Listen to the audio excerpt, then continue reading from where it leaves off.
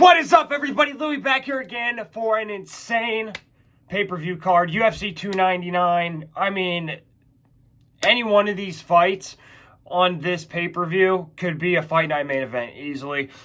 Let's start. We got Sean O'Malley taking on Marlon Chito Vera. Sean O'Malley trying to defend his title at bantamweight. A lot of movement at this weight class. Should be very exciting. It's a rematch from all those years ago. Co-main event at lightweight. You got Dustin the Diamond Poirier taking on Benoit SAINT-DENIS, the up-and-comer, trying to knock off a legend. This is a big step up for Benoit, and it's the moment of truth for Dustin Poirier. You got Kevin Holland welcoming Michael Venom Page to the UFC from Bellator. You got Gilbert Burns taking on Jack Della Maddalena at welterweight. A lot of movement happening at welterweight also. And then you got Peter Yan trying to get a win, taking on the up-and-comer Song Yadong. And wait for it, the main event of the prelims is heavyweight Curtis Blades taking on Jailton Almeida. That was supposed to be a main event for a Fight Night a long time ago. And then you got Mateus Gamrot taking on RDA. And then you got another important bantamweight fight. Pedro Munhoz taking on Kyler Phillips. I mean, this card is just bananas. And then we got UFC 300 next weekend. But let's get started. First fight of the night, 125 pounds, women's flyweight. Joanne Wood taking on Marina Moroz. Joanne Wood trying to get back in the win column here. She took on Luana Carolina her last fight. In the first round, she gets a body lock on the fence, but then she gets clamped with some counter wide hooks. And she's looking for some 1-2s, and she chases her. Not really getting on target, but then she's able to land some right crosses and some elbows in the clinch. Then in the second round, she's able to catch the kick and land a hook and gets the clinch up against the fence. And then she's able to get a clinch, get the front trip. Can't do a whole lot with it, though. Then in the third round, she eats a right hook off of a jab inside the pocket, but then she starts pumping some jabs on the outside, starts having some success. Then she lands some knees and some hooks and some elbows in the collar tie. And finishes the fight strong. And Marina Moroz took on Karine Silva her last fight. In the first round, she throws some jabs and some 1-2s at range, but they're a little too short. But then she gets pressed and dropped pretty bad with the left hook. Then she's able to get the underhook up against the fence, and she's able to grab the leg, but then she just eats some hooks for her troubles. But then she gets pressed forward, and she eats a lunge right cross. And then she gets doubled off of a lunge 1-2, just oversteps. And then she gets caught in a guillotine and a scramble and gets submitted. So, but Karine Silva is pretty good. Marina Moroz minus 230. Joanne Wood plus 190. I'm going to go with Joanne Wood. I know she's on the downward trajectory, but Marina Moroz didn't really impress me. And plus 190 for women's MMA, yeah, I'm going to take that. Second fight of the night, 125 pounds, men's flyweight. CJ Vergara taking on Asu ALMABAYEV. Asu ALMABAYEV really blazing the trail in UFC. He's trying to continue that momentum here. He's got a lot of hype on him. CJ Vergara took on Vinicius Salvador his last fight. In the first round, he tries to get in on the inside. He's able to throw some combos, tries to rip the body, but then eats a 1-2 whenever he's backing out of the pocket. Then in the second round, he lands some leg kicks and doubles up on the right crosses. But then he's able to cut off the cage, lands a nice left hook. But then he eats a left hook off of a lunging right, just kind of overextends himself. And then in the third round, he lands a left hook to the body and then the head, and then lands a nice head kick at range. But then he's able to slip the jab, lands a nice counter left hook. He's able to land a straight left to the body and then a right up top to the head. But then he eats some jabs when he's circling, kind of has his hands down, kind of relaxing. And then Asu ALMABAYEV took on Ode Osborne his last fight. In the first round, he gets a high seat crackdown, starts immediately with the ground and pound. He's able to get side control. Then he pulls the Peruvian necktie. Short time, though, but nice attempt. Then in the second round, he lands a right head kick, standing at range. And then he shoots a head inside, high crotch, but he's not quite able to finish there. But then he throws an overhand right, and he's able to get the body lock inside trip. He's able to take his back, gets both hooks in, rear naked choke submission. Really good performance from him. Asu ALMABAYEV minus 575, CJ Vergara plus 425. Yeah, I like Asu ALMABAYEV. The price tag is way out of whack. CJ Vergara is not very impressive, though. And yeah, I mean, this is going to be a tough one. I'm going to go Asu ALMABAYEV to win. I'm not betting anything on this. If you want to throw some money into CJ Vergara, go ahead and do that. I wouldn't bet money on this, but I mean, if I'm being realistic, Asu ALMABAYEV is going to win. Now, we saw last week, there was a huge upset, but, you know, I just don't feel that in this fight. And realistically, minus 575s win a lot. So I'm going to go with Asu ALMABAYEV, but I wouldn't bet on it. Third fight of the night, 265 pounds men's heavyweight. UFC newcomer Robles Despaigne taking on Josh Parisian. Josh Parisian basically fighting for his job. Robles Despaigne, he has not had a fight that's gone over 20 seconds yet. So, yeah, he's looking to be a new name at heavyweight. So it should be interesting. Olympics bronze medalist from Cuba. So very interesting. First, he took on Miles Banks in Fury FC. In the first round, he lands a left and then right hooks off the cross. Counters the cross, gets a KO in like 8 seconds. Then before that, he took on Stevie Payne. First round, right head kick, followed up with the right hook knockout. So this guy does not have very much tape. Then Josh Parisian took on Martin Boudet, his last fight. In the first round, he throws a jab, then an overhand, but then he gets rushed and rocked with some hooks up against the fence, and he's trying to fight for the clinch, and he's able to land a nice back fist, kind of keep him off of him, but not for too long. But then he gives up the collar tie, and then he eats a couple short shots in the clinch collar tie.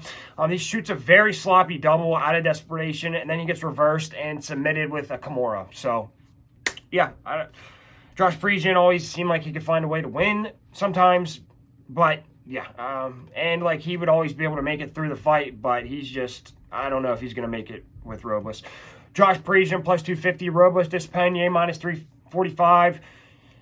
Josh Parisian, a lot of experience, but I mean, he just doesn't do much. He's not going to be like an easy person to finish. The only thing I could see going wrong is Robles throwing everything he has at him and Josh Parisian not going away, which is a possibility. But, yeah, I don't think Josh Parisian is going to get it done. I think Robles Despaigne has a lot of momentum on him. Maybe would have liked to see him in the Contender Series. And, like, recently, whenever I've tried to, like, play the underdog on heavyweights, they just don't win. So, it might be a stupid pick, but I'm going to go with Robles Despaigne on this one. Fourth fight of the night, we got an absolute banger.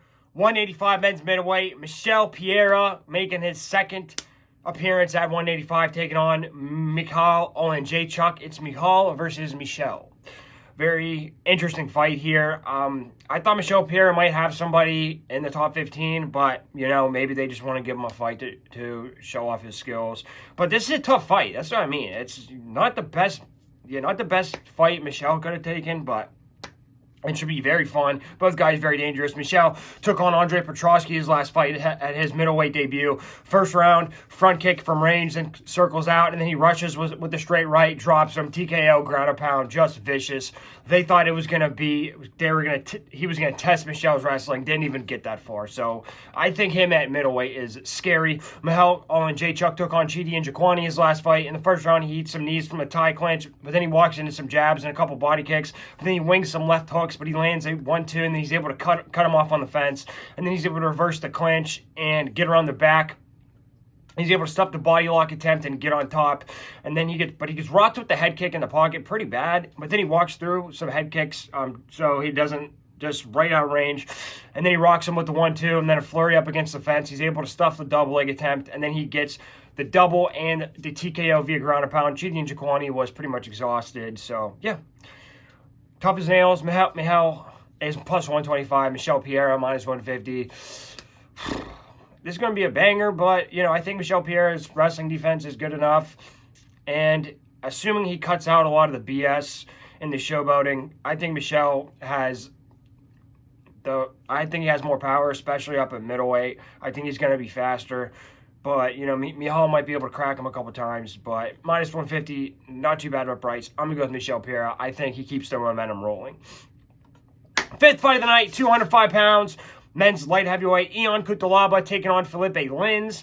Cutelaba took on Tanner Boser his last fight. In the first round, he lands an overhand left off of his jab, and he lands a jab and then slide right cross, drops him, and then he gets a double off the fence, and then he keeps that overhook and keeps his back up against the fence and just pounds him, smashes his face, and gets a TKO. So, yeah, very devastating. And before that, he took on Kennedy and Zetchaklu. In the first round, he lands an overhand right, and then an uppercut, and then he gets around the back, and then he gets the outside trip. Had a decent first round, but he ends up losing that fight in the second round. So he's either really good or really bad. He's really good early, though. So Philippe Lins took on Maxim Grishin his last fight. In the first round, he lands a jab, follows it up with an overhand right, and then gets the underhook in the clinch, and he looks for the double off the fence. Can't quite get it, though. And Christian like had his legs fully spread, and Felipe is more than fine just hanging out on that double up against the fence, not really trying his hardest to get that double.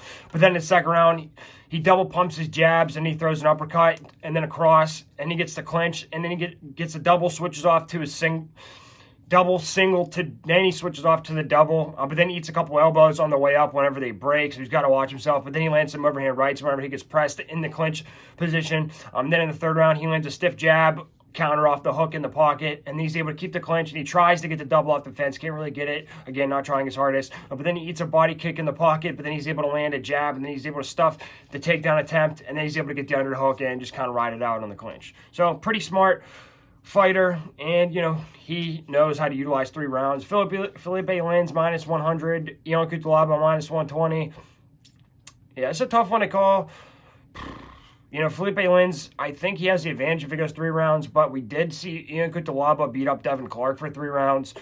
So it's just, Ion Cutelaba is either hit or miss, but I think he's definitely got the power advantage. He's got the tenacity. I think right out of the gate, he's going to give Felipe Lins something to worry about.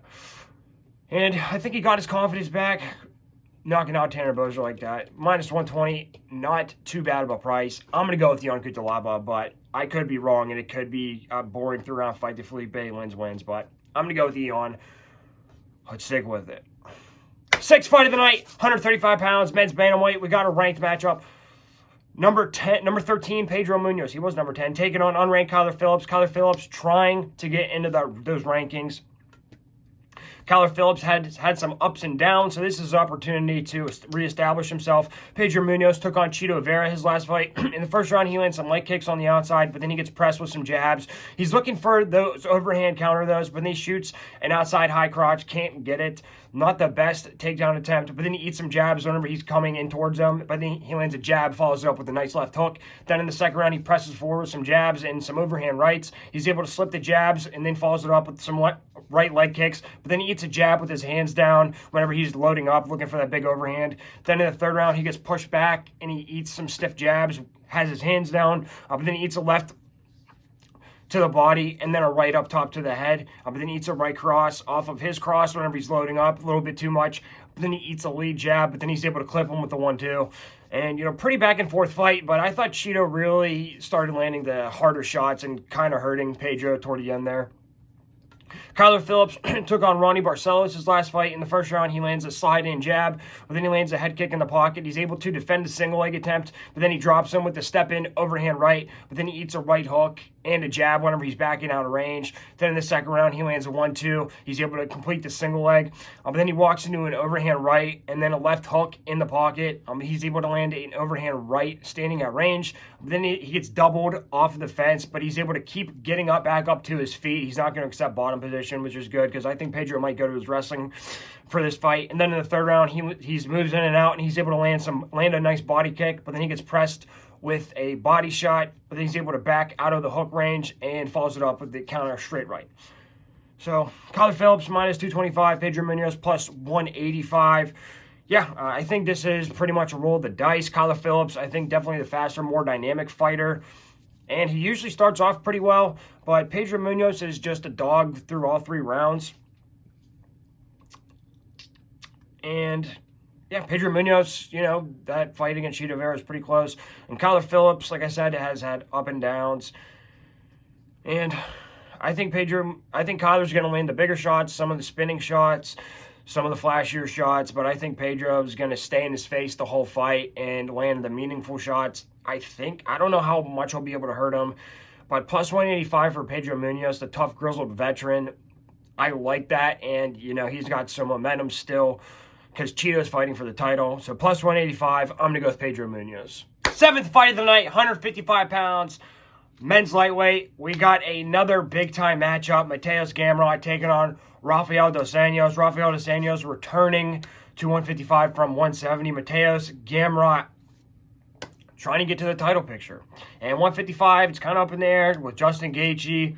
I guess the number 1 contender. He's fighting Max Holloway, so 155 is kind of up in the air right now. When's Islam going to fight again? We don't really know. So, a big win from either guy could really put them in the title picture.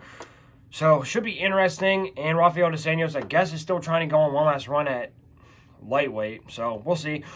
Mateusz Gamrot took on Rafael Fiziev his last fight. In the first round, he lands some slide-in jabs, but then he eats a couple body shots on the return. But then he eats an overhand off of a low single. Kind of shoots a little too far out, but he's able to land a right cross at range. And then he shoots for the high single, but he's not able to finish it. And then in the second round, he catches a kick. Then he gets the high C cracked down, and he hangs on the back up against the fence. He tries to get that right leg hook in, and then an injury happens, and the fight's over. Fiziev gets injured. So I believe he was checking a kick. So, yeah. But, yeah, it looked pretty good before that. Pretty competitive fight, but he was getting to his takedowns. Then Rafael dos Anjos, his last fight at 155 was against Rafael Fiziev.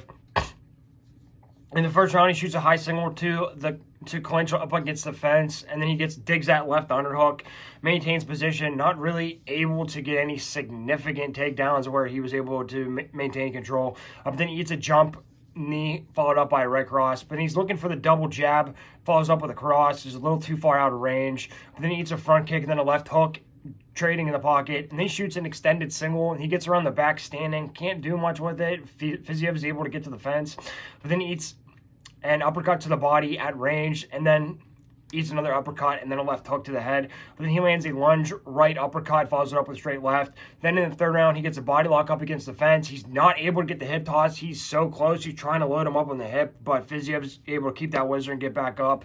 But then he eats a jump knee in the pocket. That was a 5-round fight, but it's only going to be a 3-round fight. And he ends up getting knocked out in the 5th round. So, but RDA plus 350, Mateusz Gamrot minus 455. Yeah, I think Gamrot's the better wrestler, but I think RDA is better at like maintaining control and like sticking on a person and slowing a person down. And I think RDA is like the more devastating, can be the more devastating striker. It depends what his game plan is going to be. This could be a really boring fight, could be a fun fight. It's going to be how, if RDA is he going to be able to defend the takedowns of Gamrot? I think he's going to be able to defend. And then I think he's got the better submission threat. But I think it's going to come down to the feet. I think Gamrot is a little more dynamic, but he's a little more spastic. And I think RDA a little more measured. And I think he's going to be able to crack him just enough. And as the fight goes on, you know, Mateusz might tire himself out a little bit, taking all those shots. So plus 350 for RDA. I'm going to go with RDA. It's a bit of a long shot, but plus 350, you know, that's a little disrespectful. So, I'm going to go with RDA. 8th fight of the night, 125 pounds, women's flyweight. Another big fight for the title picture. Katlyn Chookagian taking on Maycee Barber. Maycee Barber on a bit of a roll here. Katlyn Chookagian trying to get back in the winner's circle, trying to kind of hang on to her relevancy in the division. Should be interesting. I would say it's a must-win for either lady if Maycee Barber wants to continue her title ascension. Katlyn Chookagian took on Manon Fiorot her last fight. In the first round, she eats a lunge straight right whenever she's circling. But then she looks to slip the overhand, and she's able to land a 1-2 pressing forward. She lands a lunge jab, gets to a collar tie, and then on the exit, she lands a nice face kick, which was beautiful. Then in the second round, she eats a 1-2 at range with her hands down, but then she's able to land a short right counter off of Manon's jab. Then she's able to slip the jab and then land a long left uppercut kind of toward the angle, cut the angle very nice. Then in the third round, she throws a 1-2 and then follows up with a couple left hooks. And then she's able to land a lunge right uppercuts. And then she touches with some lunge jabs, and then she lands a couple overhand counters off the hooks. So, yeah, pretty competitive fight, back and forth. Manon was just landing a little more. Maycee Barber took on Amanda Ribas her last fight. In the first round, she backs up and lands some overhand rights, but then she eats a counter jab. But then she's able to land a left hook to the body and then an overhand right to the head. And then she's able to catch the kick and gets a nice mat return slam. And then she's able to defend the knee bar and land some nasty ground and pound. Cuts her up pretty bad. Then in the second round, she eats a 1-2 off of the head kick. But then she eats a hook off of the clinch break. Not really paying attention. But then she slides in the pocket and lands some hooks and then some jabs standing at range. But then she gets headlocked. But she's able to get out of that. Wasn't too significant, but then she rocks her with the head kick, follows it up with a right hook, and then a straight combination. She's able to stuff the single leg attempt, and TKO via ground and pound. Just goes off. And, yeah, she's got power in her hands all of a sudden. So, very interesting fight. Maycee Barber minus 190. Katlyn Chookagian plus 160. Take your pick. Minus 190 for Maycee Barber is a little overpriced. I think the momentum is going that she's going to win. And Katlyn Chookagian, she's very solid, but she's not going to budge much out of her positioning. And Maycee Barber is able to land those big shots. And I think she's going to hit Katlyn Chookagian with some big shots, or at least try to. And I don't think either one's really gonna focus too much on the takedowns, but I think a takedown, if they can control them, might make the difference, because Katlyn Chookagian's decent getting off the ground, but I think Maycee Barber might be able to ride her out for enough time. But it's higher level women's MMA, but I just don't feel comfortable betting the favorite, Maycee Barber minus 190. So I'm gonna have to go with Katlyn Chookagian, but I wouldn't blame me if you pick Maycee Barber. But I'm gonna go with Katlyn. Main event of the prelims, 265 pounds, men's heavyweight. We got a big showdown. We were supposed to get it a long time ago. We're finally going to get it. Number 5, Curtis Razor Blaydes taking on number 7, Jailton Almeida. Jailton Almeida was on a rocket ship, and then he pummeled Derek Lewis for 5 rounds, and people aren't as hype on him because he should have finished Derek Lewis, but he still smothered Derek Lewis for 5 rounds. So, yeah, this is like the ultimate test. Jailton Almeida, probably the best submission artist in the heavyweight division. Curtis Blaydes, the best wrestler in the heavyweight division. Jailton Almeida, is he going to be able to take Curtis Blaydes down? And can Jailton Almeida stop Curtis Blaydes' takedown? Is Curtis Blaydes even going to shoot a takedown? Who knows? But it should be a fun fight. And, heavyweight's kind of a mess right now. But the winner of this fight is going to be in a good position. Curtis Blaydes took on Sergey Pavlovich's last fight. In the first round, he lands some right crosses off of Sergey's overhands, but then he gets touched with some straight shots standing at range, but he's able to land a short left hook, but then he gets dropped with the overhand right, but he's able to get back up, but then he gets rocked with a jab, counter off of his jab, and then he eats just a flurry up against the fence. Sergey just so long, just pop, pop, pop, pop, some uppercuts, some hooks. Then he gets rocked with a lunge uppercut and some hooks, and then an uppercut flurry, and gets TKO'd. And, he took one shot the whole fight, and it was a bad shot. So, yeah, he just doesn't have great ring IQ, in my opinion. Jailton Almeida took on Derek Lewis his last fight, 5-round affair. But his fight's only 3 rounds. In the first round, he lands a head kick and shoots a high single to a double, gets full mount, goes for the arm triangle, doesn't have much ground and pound. In the second round, he ducks the lunge right that Derek loads up on, and then he gets the double, and he's able to take the back, gets both hooks in, can't do much with it, does not throw a lot of ground and pound, doesn't have like a legitimate rear naked choke attempt. Then in the third round, he gets a blast double off the uppercut, shoots blast double, but he gets stuffed by Derek, but then he gets tripped in the clinch, but then he's able to grab a single and work his way up and complete the takedown in a half guard. Derek Lewis tried to take down Jailton Almeida, kind of almost got it. I think that was more a slip up on Derek's part. He just should have separated, but yeah. Jailton is able to scramble very well. Then he slips off the back, and then he eats some nasty ground and pound from Derek Lewis, but then he's able to get a half guard sweep, grabs onto the single, and he's able to get to mount and land some ground and pound toward the end of the round, but not much. And just not really an impressive performance. Jailton Almeida minus 115, Curtis Blaydes minus 105. I think Jailton Almeida is going to find a way to win.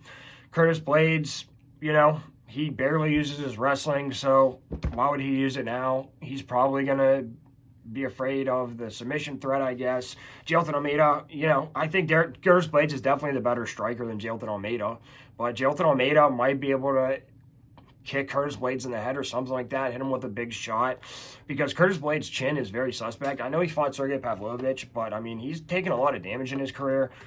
Jailton Almeida, he's fresh. He's barely taken any damage at all.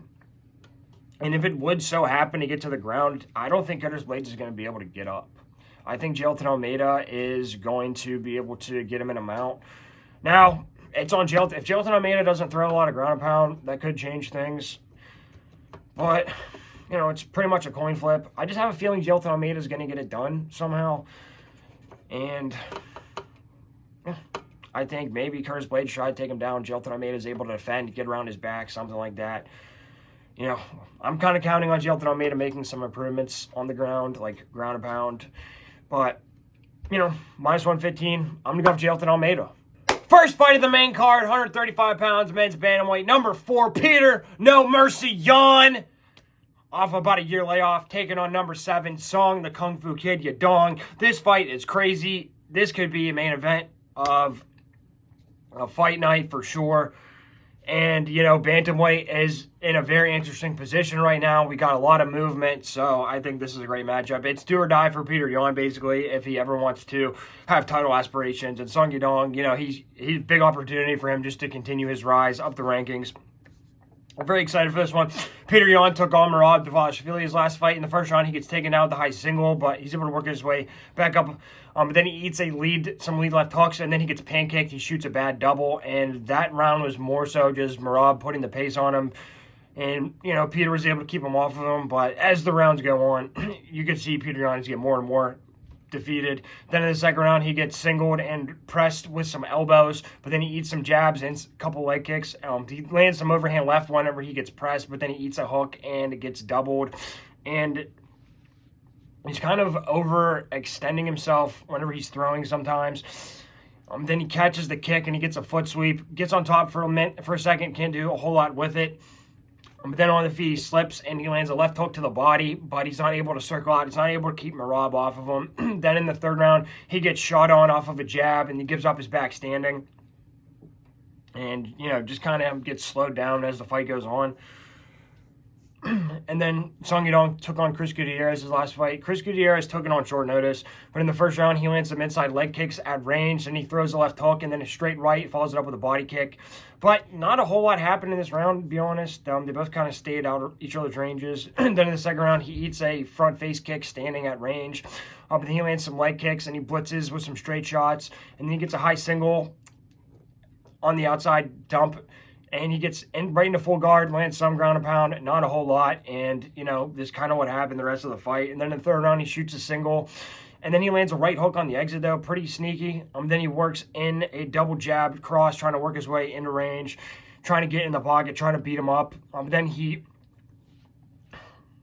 able to cut off the cage and land some hooks to the body and to the head. And that was a 5-rounder. It's only a 3-rounder. So, yeah. I think Song Yadong was a little tentative because it was short notice for both guys. But he looked amazing in the Ricky Simón fight. Song Yadong plus 120. Peter Yan minus 140. I mean, this is another coin flip fight, I would say. You know, can Song Yadong knock out Peter Yan? Maybe. But I think Song Yadong's the better wrestler. Peter Yan's wrestling defense is okay. But I think Song Yadong might be able to take him down. And, you know, I think if they get into the pocket and trade with each other, you know, I think that'd be very interesting. But I think Song Yadong's got the more power than Yan does. You know, Yan's going to have to be in and out, in and out, in and out. I think that's what his game plan would be. And Song Yadong, I think I could see decently grapple heavy game plan from Song Yadong. And plus 120, I like just that little bit of value on Song Yadong. I'm going to go Song Yadong. I think it's his time. I think he's going to get it done. Second fight on the pay-per-view, 170 pounds, men's welterweight. Gilbert Dorino Burns, number 4, taking on number 11, Jack Della Maddalena. Big step up for Jack Della and Gilbert Burns. Kind of a get-right fight. Kind of like, hey, you know, we're going to see if you should really be at the top of this weight class. So, you know, pretty much a must-win for Gilbert Burns if he wants to stay in the title picture. And Jack Della Maddalena, not a must-win, but we're going to find out if Jack Della is ready for that title picture. Gilbert Burns took on Bilal Muhammad his last fight in the first round. He sidesteps, lands step-in overhand rights, gets clipped with some step-in overhand rights, but then he eats a body kick standing at range. But then he eats a knee off of his double leg attempt and it gets stuffed. But then he gets rocked with a straight left off of his body kick. But then he gets pressed with some straight shots, but he's able to land a counter overhand right. But then he eats a head kick off of his overhand at range. Then in the second round, he throws a jab and he able to land a step-in right cross. Then he steps in and throws a double overhand rights. He's looking for that big wind-up shot. And I guess he broke his arm, his left arm, so sorry if I'm wrong, can't really remember. But yeah, he was basically just looking for that overhand right the whole fight. But then he eats a body kick when he's circling on the exit. Bilal did a good job of just finding the perfect range to blast him with those body kicks. And then in the third round, he eats some head kicks and some straight combos standing at range. But then he throws some dip-in double overhands. But, you know, not the most exciting fight. I think the most activity happened in the first round. And then Jack Della Maddalena took on Kevin Holland his last fight. But before that, he took on Basil Hafez, who's a grappler, Brazilian grappler. So I think that'd be a better fight to look at. And it was on short notice for both guys. So, yeah, it was interesting fight for Jack. In the first round, he gets doubled, but then he pulls the guillotine. He gives up his back standing. But then he's able to use the fence and square up with him and break out of that. And then he lands a leg kick. When he knocks him off balance, and he lands an uppercut. But then he eats a counter hook and gets taken down with a double. And they kind of just, like, Jack Della would get him against the fence, cut him off, and they would kind of just trade. That happened many times. And Jack Della typically got the better of those, but, you know, he took some shots too. But then he lands a left hook and then a lead. Left hook to the head and then to the body, and then a right cross up top. But then he eats a left hook and he gets doubled, tries to go for the guillotine yet again. Very stupid. And then in the second round, he eats some 1-2s, but then he lands some jabs, follows it up with an uppercut up against the fence. That was his go-to. That's where Jack Della likes to get people, right in the pocket, right up against the fence. And he lands a jab to the body, follows up with a left uppercut to the head, and then he lands some hooks to the body and then a left hook to the head when he cuts him off on the fence. And he's able to stuff the double leg attempt, but he could have just broken away, and Hafez was exhausted at this point, but no, he tries to go for another guillotine. He does like a three-quarter Nelson and then a guillotine, which was dumb. And then Hafez laid on him for 1:30, and it made it a close round, and it wasn't before that.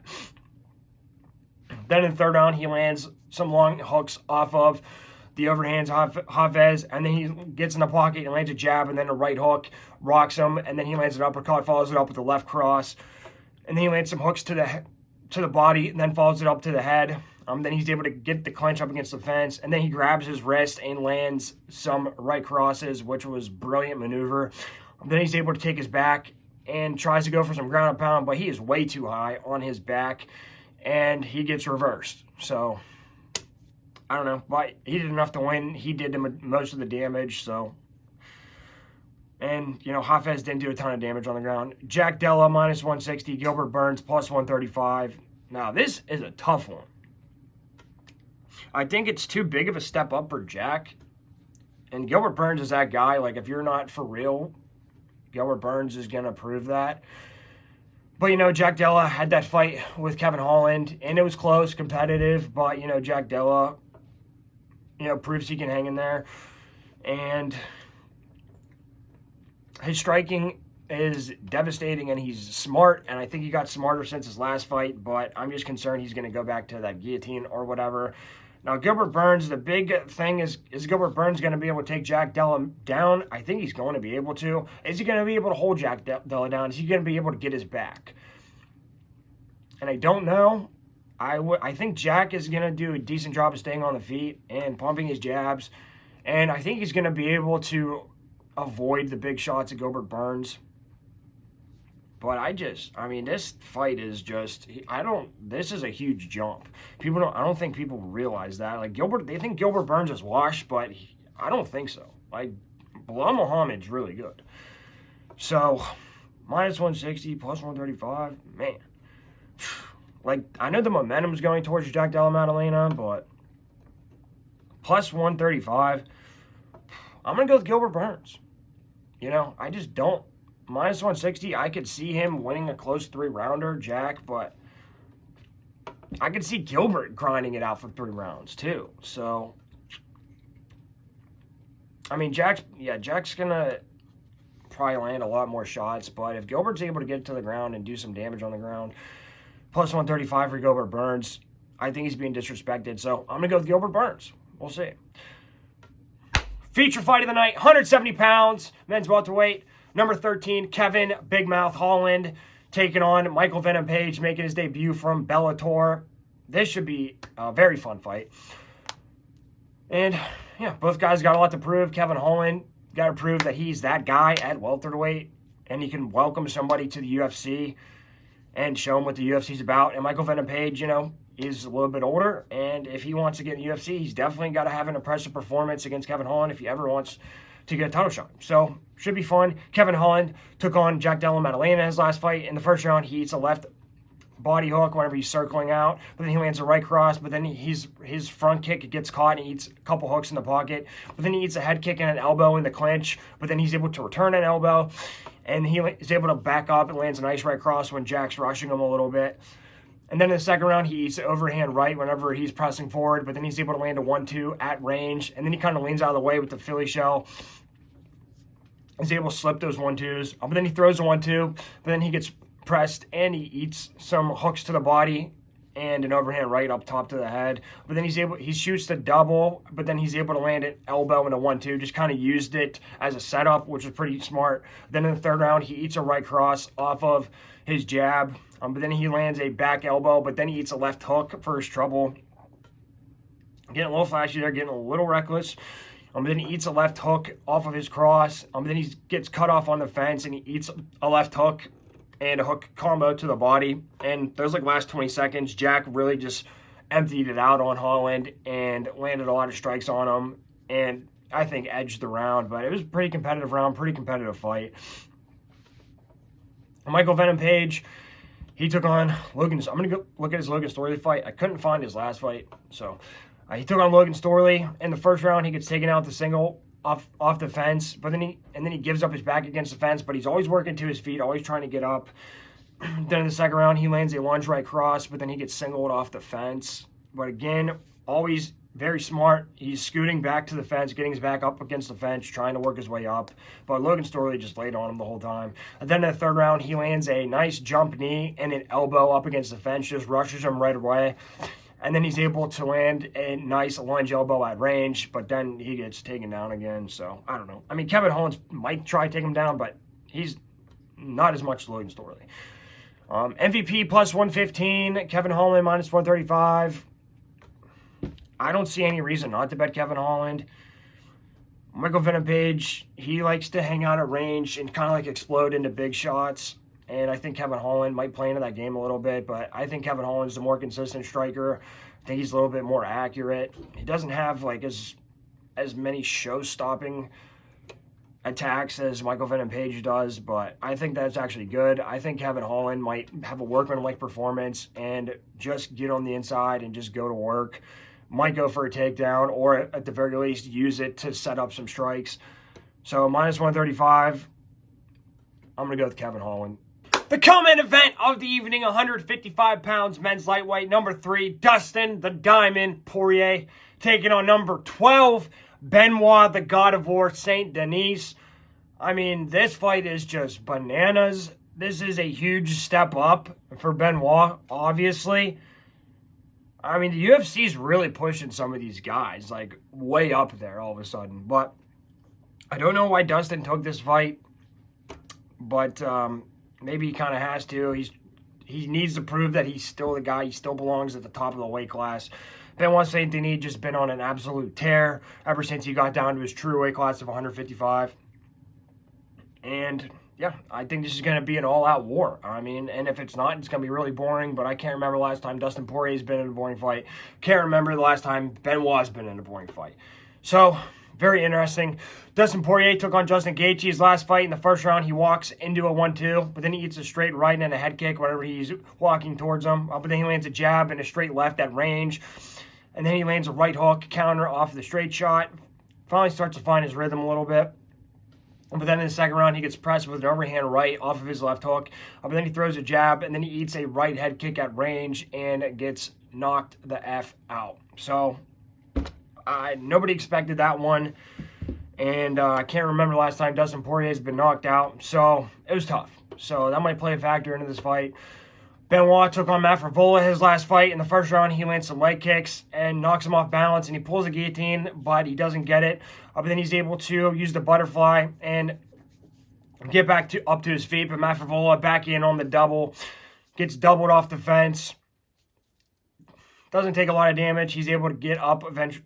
doesn't sit there too long. But then he's able to land a left head kick whenever Matt's kind of circling along the fence. Perfect range, perfect timing, knocks him out. Just like that. So, yeah. I mean, right away, Benoit, head kick knockout. Dustin Poirier got knocked out by a head kick. But Benoit minus 225, Dustin Poirier plus 185. I really have no idea how this fight's going to go. The biggest question is probably how's Dustin Poirier's chin. And, you know, I think he'll be able to take some shots from Benoit. Because Matt Favola doesn't really have a good chin. And he was able to scrap with him a little bit. And, you know, Dustin's going to be on the lookout for that head kick. And I think Dustin's probably going to try to wrestle with him a little bit. At least get in the clinch and get inside. Just kind of wear him out a little bit. And, you know, I think Dustin knows he's got to be smart. He can be smart when he wants to. And I think he's going to stay at range, land his jabs, look for those big shots whenever he gets rushed. And plus 185 for Dustin Poirier versus number 12. That's just plain disrespectful. I think it all hinges on, is Dustin Poirier's chin gone? I'm going to go ahead and say no. Is he going to be quite the same fighter? Probably not, but I think he's good enough to beat Benoit. Plus 185. I'm going to go with the diamond. Main event of the evening, 135 pounds, men's bantamweight. My favorite weight class. The champion, Sugar Sean O'Malley, taking on number 5, Marlon Chito Vera. The rematch from all those years ago. Perennial nerve. It doesn't matter. They're going at it again. And I'm excited. You know, does Marlon, is he the guy, like the number 1 contender for the title right now? No, but close enough, and he has a win over him. So, yeah. You know, Marlon's got a good chance here. Sean O'Malley took on Aljamain Sterling his last fight for the title. In the first round, he has his back towards the fence, and he lands a jab whenever Aljo circling outside. And then he throws some front kicks, and he lands a couple of oblique kicks to the knee. And he's able to defend the single leg up against the fence with like 20 seconds left to go. And then in the second round, he gets shot to the fence, but he's able to defend the single, pull his leg out, square back up. And then he drops him with the step back right cross. Aljo just blitz him on a straight line. Low IQ moment from Aljo. And then no mercy, just hammer fists on the ground, gets a TKO via ground and pound. Aljamain wasn't the whole way out, but it was enough. So Sean O'Malley's got that killer instinct. And, you know, I think he really jumped some levels. And then Marlon Vera took on Pedro Munhoz his last fight. In the first round, he catches a kick, lands a nice jab. But then he eats some leg kicks standing at range. But he's able to land the jab whenever he gets pressed. And Marlon Vera's jab is a stiff jab. It hurts. And then he lands a 1-2 in the pocket, gets a tie clinch, lands a knee. And then he gets pressed, but then he eats a jab off of his left hook. But then he lands a front kick, and then he step back and lands a nice left cross whenever Pedro rushes him. Then in the second round, he lands some lunge jabs at range, and he throws a 1-2, but then he gets countered with the left hook. But then he eats some right crosses in the pocket. But then he eats a jab and an overhand right standing in the pocket. And just a little bit slower than Pedro because he's looking for that bigger shot. And then in the third round, he lands some straight combos in the pocket, but then he gets pressed with some right crosses, but then he stings them with a couple stiff jabs, and Pedro took a couple steps back, you could tell. And then he lands a left hook to the body, right hook to the head, and then he gets a collar tie, and then lands a left hook to the body. And, you know, knocked him. I thought it was a decently exciting fight. Pretty back and forth. 2 technical strikers. And, you know, Pedro Munhoz is not easy guy to beat by any means. Marlon Vera plus 210. Sean O'Malley minus 260. I can see this fight going a lot of different ways. You know, is Chito Vera going to be able to beat Sean O'Malley on the numbers? I don't think so. Is Marlon Vera going to be able to take Sean O'Malley down? If Aljamain couldn't take him down, I don't think so. And, you know, Marlon's probably going to give up some rounds looking for the big shot. But the question is, how does Sean look in rounds 4 and 5? Of course, he hasn't been there yet. But, I mean, if you look at that Peter Yan fight, he's a dog. He can go all 3 rounds. So, and I think the first fight, kind of take that out of there. I don't think it's going to matter to Sean in his head. I think Marlon, he's going to crack him a couple times, but I think Sean's going to be okay. And, Marlon, he takes shots pretty well. He has a rock-solid chin, so that's an interesting element to it. Take your pick, honestly. I think this is kind of a coin flip fight. Plus 210 for Chito Vera seems a little bit disrespectful, especially since he beat him.